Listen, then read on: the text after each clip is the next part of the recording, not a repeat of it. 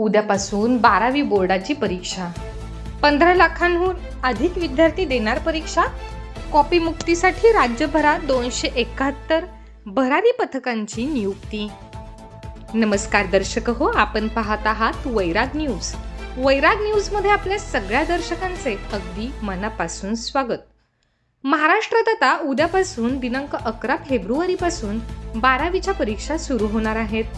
11 February ते 18 मार्च या कालावधीत 12वीची परीक्षा होणार आहे. यंदाच्या वर्षी 12वीच्या परीक्षेला एकूण 15,05,037 विद्यार्थ्यांनी नोंदणी केली आहे. या एकूण संख्येपैकी 8,10,348 मुले तर 6,94,652 मुली आहेत.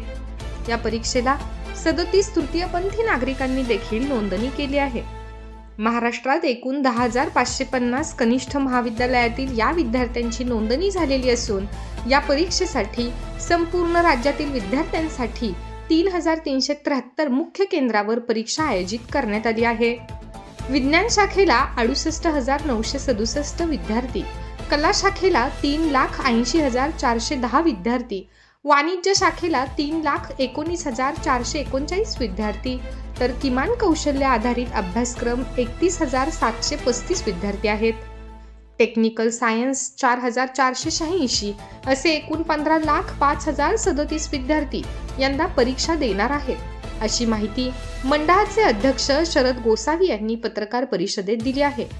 15 मे पर्यंत निकाल लागण्याची शक्यता.